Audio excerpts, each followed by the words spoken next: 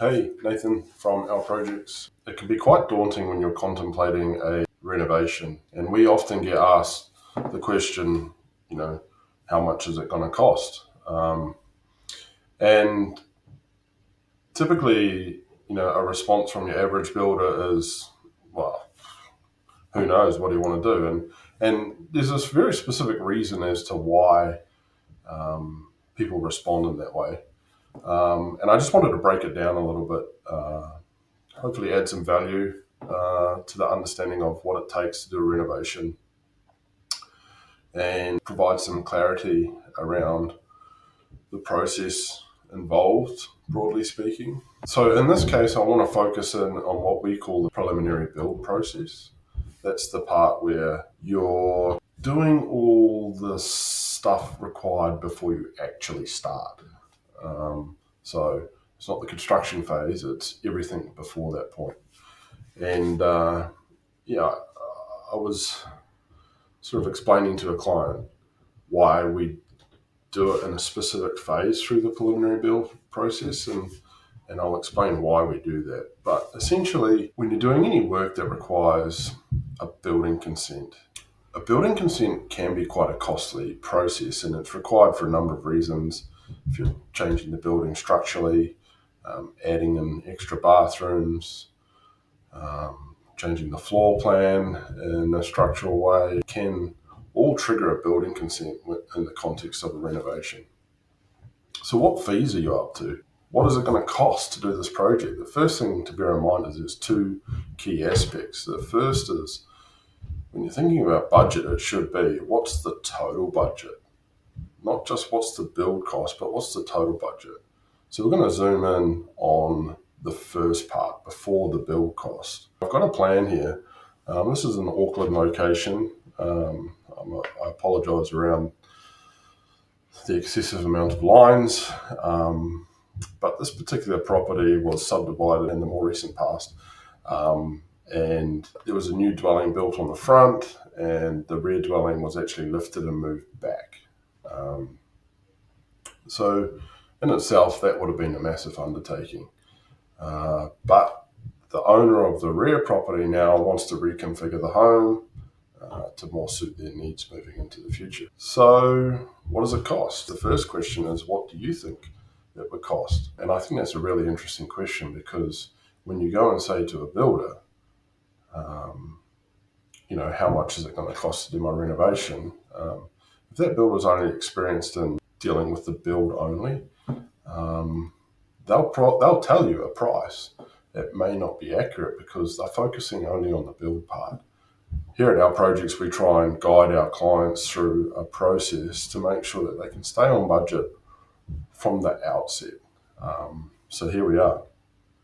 What kind of fees are you expecting to come across on this home? Have a guess. Tell me what you think. The first and most obvious one is the architectural fees. Architectural fees to design and modify the home into the new, way of being. But there are also other fees that can come up. Not always, but quite often. The second obvious one is probably an engineering engagement. What will it cost to get an engineer to do an assessment on the building to make sure the modifications you're making aren't making the house unsafe? So, engineer. Council fees often isn't considered. What does it cost for the council to process the building consent? And from the building consent, monitor the construction through their inspection regime? What are those costs? If you're making the home larger and changing the building coverage area, you could also trigger another couple of things, which could be a surveying expense, especially if you're very close to site coverage limits.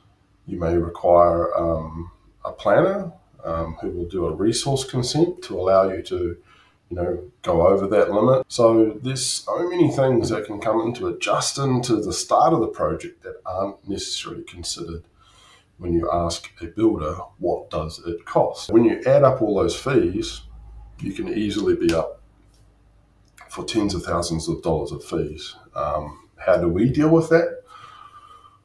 Well, first of all, we like to make our client aware of the potential fees that may arise, and give them some ballpark costings as to where they might be applied. But further to that, we add in an extra step.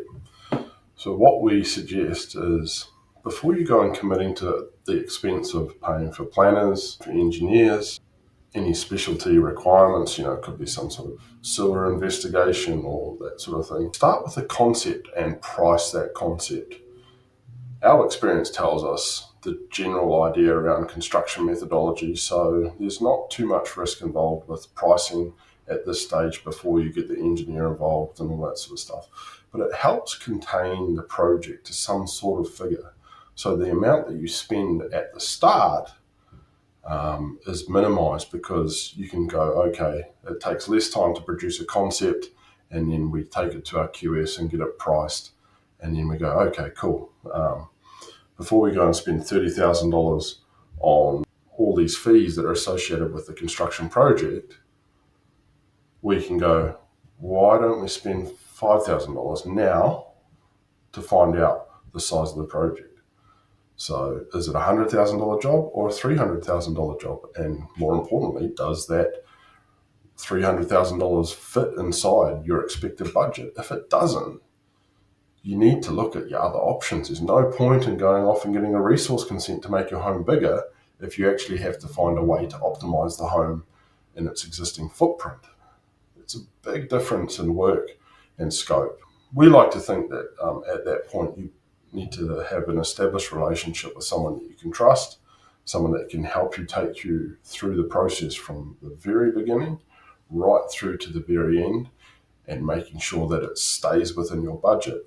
Or during the process, if you decide to invest more, you know where you can invest more. Spend a little bit more to get that nice tile or that nice finishing product that you would like. Yeah, it's really interesting, breaking it down in that way, and I hope that makes sense. But I just wanted to share that with you.